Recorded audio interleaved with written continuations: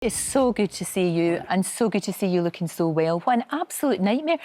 So you're just over there obviously doing your work as an ambassador, which you do incredibly well, and you just pick up this virus? That's right. Jeez. Yeah. And your life just changes. Yeah, totally.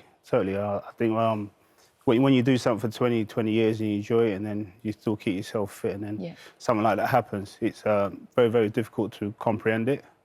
You know, especially how it come about as well. No, because it was just an airborne virus that could happen to absolutely anybody and attack your kidneys. You had to have that transplant. And then you would think, you know, on the outside looking in, you think, you get the transplant, your fantastic nephew give you the transplant, give you his kidney.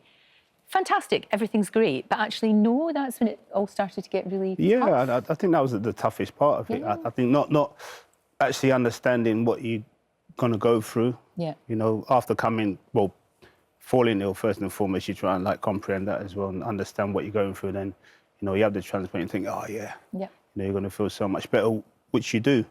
But not understanding how the medication works and the ups and downs you're going to go through during that stage as well. I think that, for me personally, that's been the most difficult part, is to understand it and try to put it all together. Because it did cause terrible depression. And that's hard for someone like yourself as well, who, you know, you've had an amazing career, life's been good. OK, you had that terrible, terrible illness, you're fighting back, and yet you're feeling really low. Yeah, it is, because, like I said, it's just trying to understand it all and try and put it together in pieces, but you can't. And then the more you try and think about it and try to put it together, the more you start to understand that you can't, and the lower and lower you get, because you're always thinking about it, you always think about it. And you always think about the things that you can't do, what you want to do, being so fit, and there's certain things you still want to do. It's like when I speak to my doctor about it, you know, obviously he understands it because that's his job, a consultant. But he says, you know, where you want to be, you know, that's the problem. You know, most people are never going to get there again. So, you know, you just got to take it day by day. Which is really, really hard. And you kept it, as a lot of men in particular do, you kept it to yourself. It's hard to talk about. I can totally appreciate that.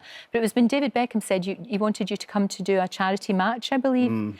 And that's when you thought, I need to tell everybody what's happening to me. Yeah, you know, I think, if I'd be brutally honest, if I could have got away with it, I would have. I mean, I can say, oh, no, I'm fine, it's not a problem. Because I think at some stage, I still say to myself, yeah, of course you're fine, which I know I'm not. So when he asked me to play in a charity match, and I knew there's no chance of me playing in a charity match, I had to let him know. And then gradually, you know, as the weight continued to gain due to the steroids and things like that, I had to let everyone know what I was actually going through, which for me was like, I really want everyone to know. But he got to that stage where there was no option. No, absolutely. And I can understand that. You're a proud man. But at the same time, the reaction was really positive, wasn't it?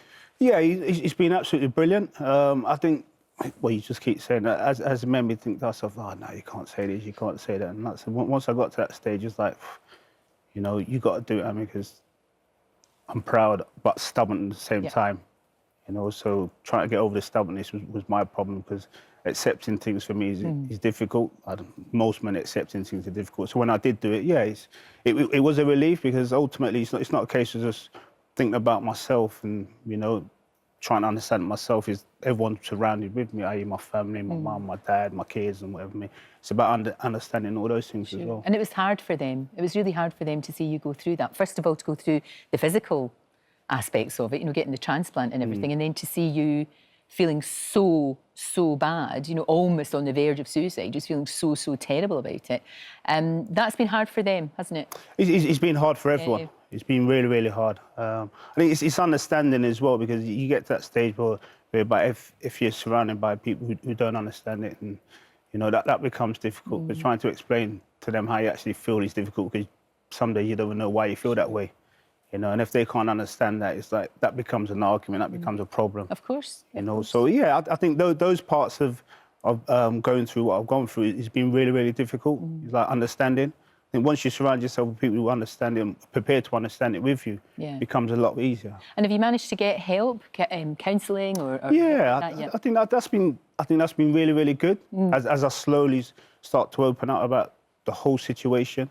You know, because I'm the kind of individual, I'm not going to do that within a couple of days. That's my problem. No, but I think a lot of people are like that, particularly men. And I think it's really helpful to see someone like you saying, look, it's not easy, But it can get better because you look in great shape physically, and do you feel better within yourself? Yeah, of course I do. But I know it's a day-by-day process because I know some days I feel, oh yeah, today's a real good day for me.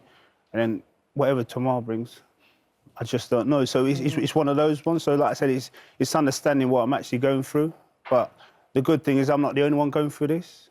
And, you know, as I find it more and more now, the more people I speak to and the opportunity to open up and, you know, venture through doing different things like this, you know, I can understand what other people are trying to say to me, and I can understand my illness a lot more, whereby when I felt it, I wasn't an individual wanting to read up on it, become saying to myself, no, I don't want to read up on this, don't want to read up on that.